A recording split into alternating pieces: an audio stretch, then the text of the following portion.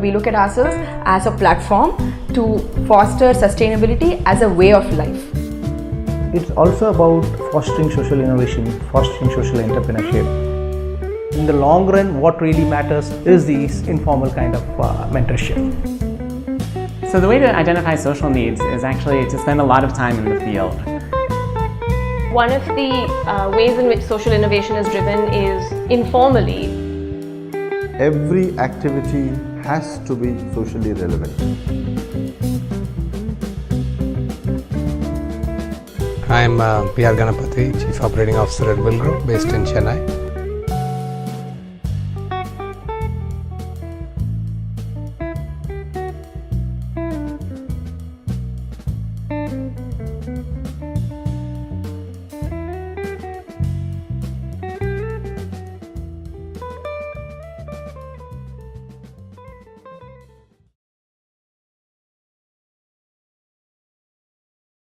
Yeah, I think social innovations try to tackle some really hard problems that are very obvious for all of us to see, but at the same time the causes and the reasons are very deep-rooted. They have a lot of complex factors that play into that reason. So I think innovation outside of the social sector tends to be maybe a little more straightforward and easy, whereas innovations in the social sector, people tend to tackle some of really deep-rooted and hard problems. And so it requires a lot more creativity, and not just creativity around product design or invention, but creativity around every little element of the mix. I don't think we have a set formula in the sense that we can take anybody off the street and make them a social innovator. I think at the heart of social innovation is a person's passion for solving some of society's hard problems. These problems are hard problems. The opportunities that await one if you were to go elsewhere are extremely lucrative, are very well-paying. There's a lot of support from society to take up those sorts of opportunities and jobs. There's not a lot of support to go being a social entrepreneur. I mean, the classical refrain, you won't find a boy or a girl if you become a social entrepreneur. So we have to battle against all of those things. So I think nurturing social entrepreneurship, that spark that we ignite in a conversation somewhere or in a talk that we give somewhere, nurturing that is really like lighting a candle in the storm. You have to be extremely protective of that sentiment and nurture that to where it becomes a flame and a raging fire that then goes on to actually transform people's lives and create an enterprise. And so when people come to us with ideas, we give them solid, sound, constructive feedback if we find that idea is not quite ready for prime time. And we stay in touch with them. We ask them how that project is going along. We see if we can connect them with people that can help them with that idea. We're hoping that in about 3 to 6 months, when that person has used some of that input and improved that model, they may be ready for one of our structured programs, like the SEED program, which takes early stage enterprises over 9 months from where they're kind of fuzzy about their business model, revenue sources, costs, expenses, and partners, and we really help them refine that and become investment ready. Or our incubation and investments program, where we give them seed capital, we give them a mentor, we give them access to talent through the Wilgrow Fellowship, and then we give them access to a network of service providers. That's the next stage, really, when an enterprise has begun to test some ideas out in the field and then needs a little bit of capital, a little bit of funding to be able to do that. So then, that's the next stage of nurturing. And then the final stage is when it's really ready to take off, ready to fly. At that point in time, introducing them and helping them raise a round of funding from a next range of investors, handing over the baton really to those investors to take that enterprise forward. So that becomes kind of the last stage of our journey with this entrepreneur.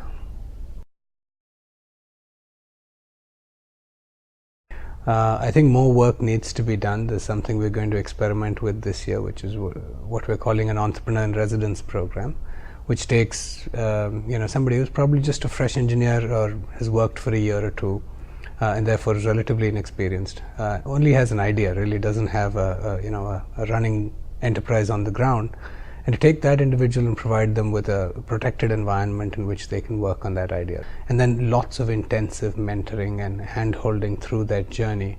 I think a number of organizations have tried mentoring. What we did differently at Wilgrow was we engaged mentors on a paid basis, and I think that meant that we got a certain amount of mind share, we got a certain amount of commitment and dedication, It was not just the time that they were spending with these enterprises, understanding their problems and providing suggestions and solutions for how those might be solved, but it was also that they really invested in those companies emotionally. They really invested in those companies by opening up their Rolodex of contacts and making introductions to help these enterprises succeed. In the last 6 or 7 years, the 13 enterprises that really had the potential for scale, 8 of them have gone on to raise another round of funding, continue to grow their impact, grow their footprint, and to scale. So that's a reasonable success rate. Of the other 5, some of them are in the process of raising a round of funding, some of them are not yet ready, but will be ready in a year or 2. And so I'm quite happy actually with our hit rate, because we haven't had an enterprise so far, touch wood, crash and burn completely. We've been able to nurture all of them along the journey, of course with different levels of maturity and speed and progress, but that's a natural consequence of the space in which they operate. By last count, I think the government has approved over 179 incubators, so to speak. Unfortunately, a lot of them provide little other than office space and maybe a little bit of academic support and mentoring. I would really like to see a lot of those programs raise their game in terms of providing complete holistic services that entrepreneurs need to get their mission off the ground. So I think we need to work a little more in improving the way in which we place talent with our enterprise and how they leverage that.